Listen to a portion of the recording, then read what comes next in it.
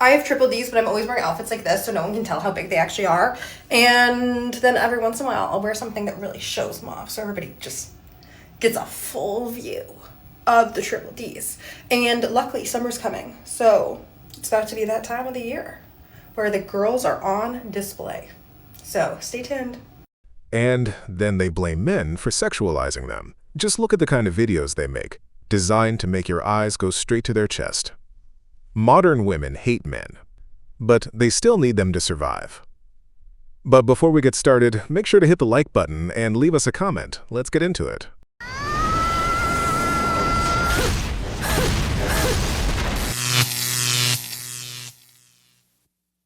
I think something that's often missing from if he wanted to, he would conversations is that, I think that he needs to know that you want him to.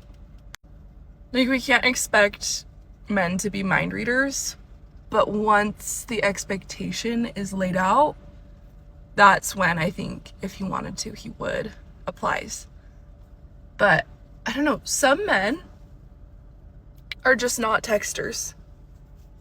But if you tell him, hey, I really want good morning texts, that's when the logic applies. But if we're just saying if he wanted to, he would, before anything's been communicated to him,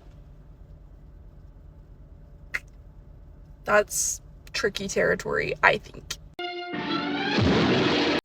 Okay, sometimes I feel like a man in the sense that the way I keep my standards reminds me of a guy, okay? Because, listen, I try not to be vain. I try not to be superficial. However, I feel like a lot of women don't care as much about looks. And I'm not saying looks are everything. Obviously, I got a long list, and looks is not the first thing. But is it important for me? Yes. Do I need to be attracted to you to date you? Yes.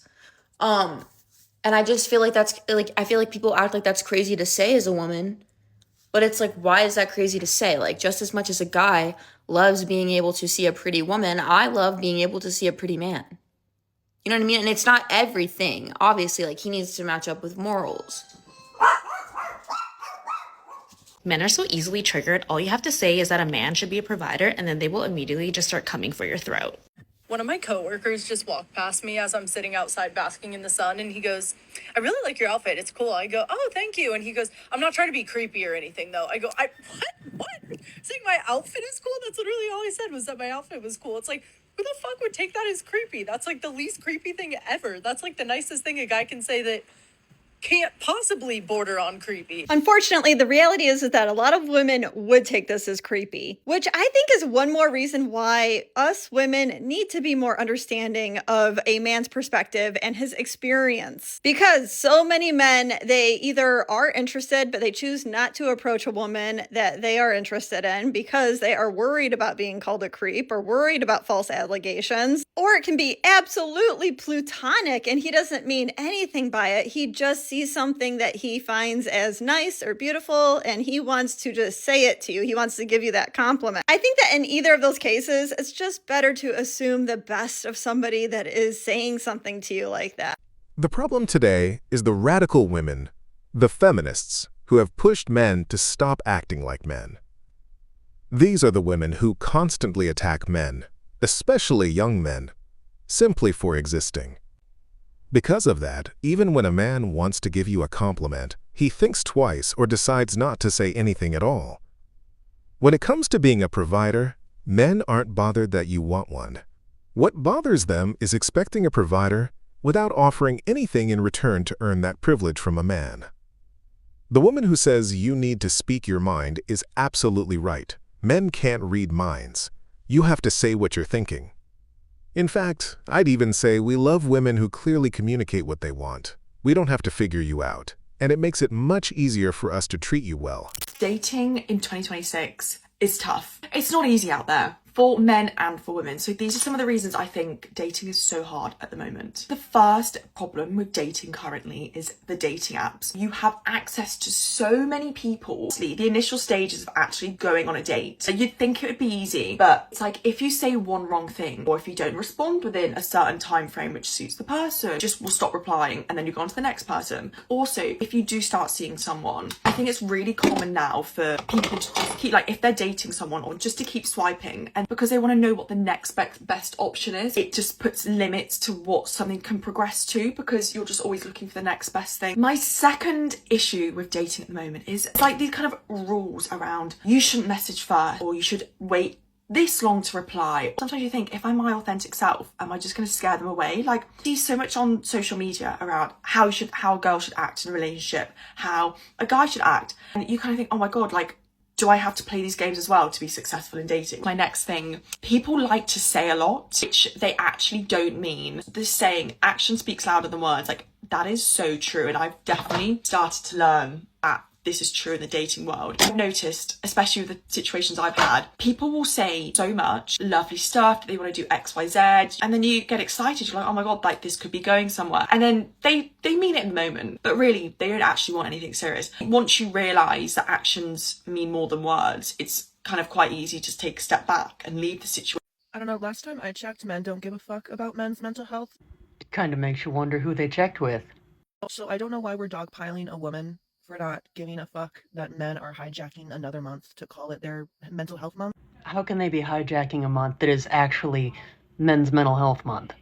It's almost like it's in writing out there somewhere.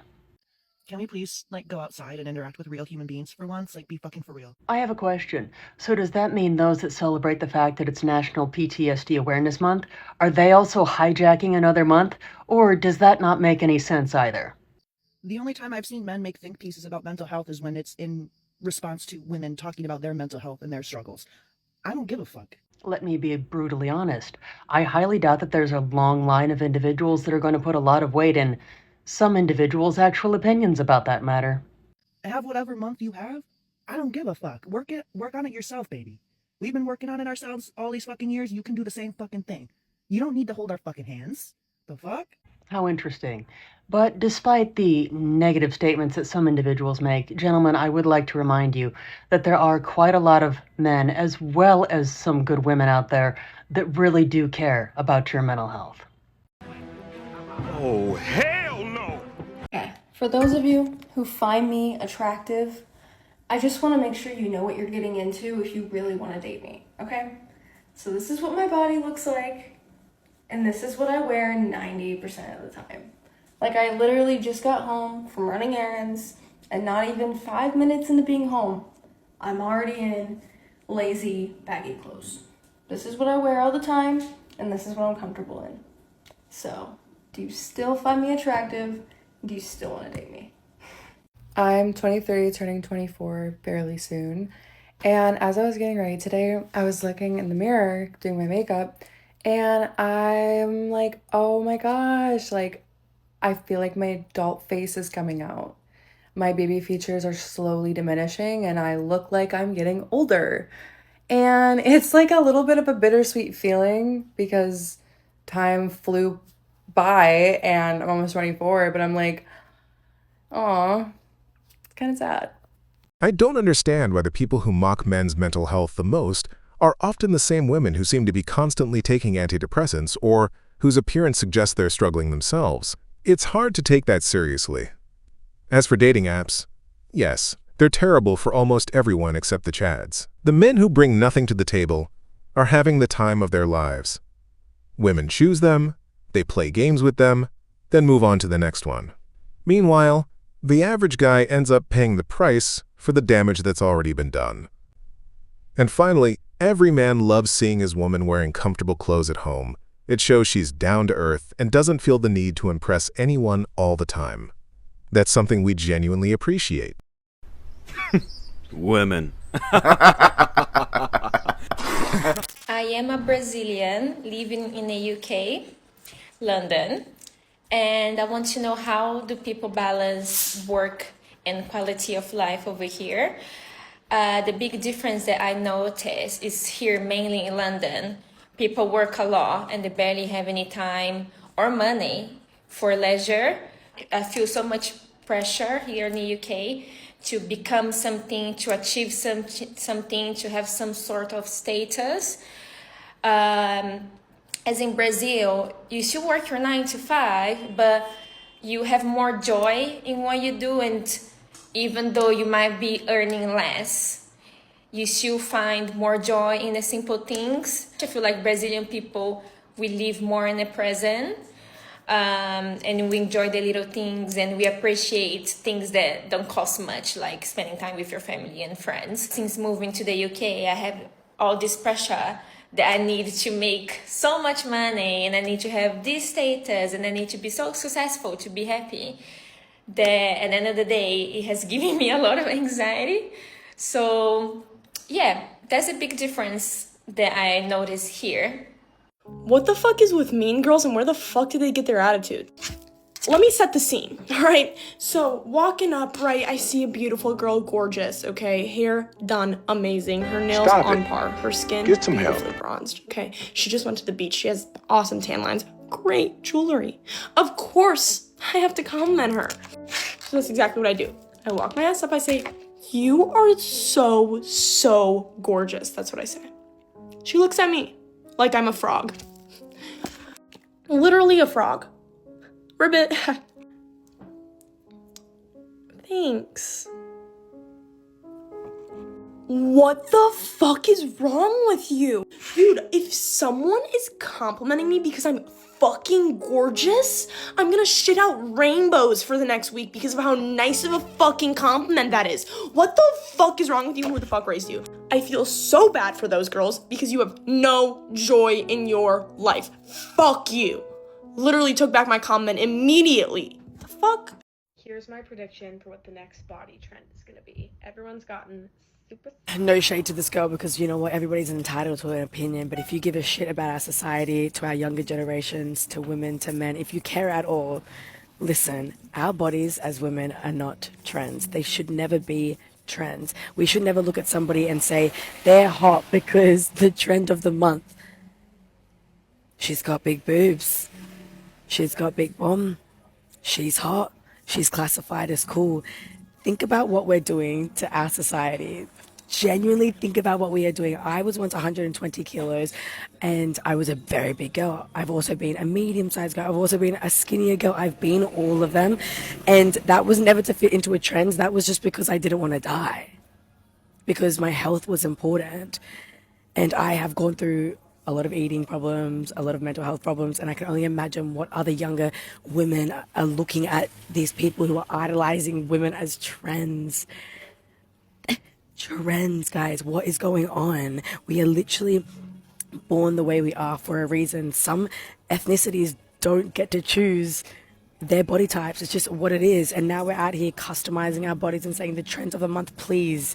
Guys, get this shit together. We're not just something that you can package up and put on a fucking shelf. You know what I mean? Like, yeah, it's okay, be hot. Yeah, it's okay, you want to, customize your avatar. Yeah, whatever. But do not put this shit into a trend, because we are fucking up the mental health of our generation and our younger generation. You know what's important? If you're healthy, you can hike a mountain. Can you dance on a dance floor and live your best life? Can you play with your kids? That's what's important. Not if you have big butt, big boobs, long hair, big lips. Guys, you are not a trend. You are not something that is going to fade away in the next few weeks, the next few months, just so that you can be a part of a society that honestly doesn't give a shit about you. That's not the society that you want to be a part of. Anyways, that's my 2 cents. Please think about what you guys are doing. Think about what we're doing to the younger generation. Bro, look at yourself and just appreciate what you've got, that you even have this life. You don't need to customize your shit no more. I mean, you can, but not as like a trend. Anyways,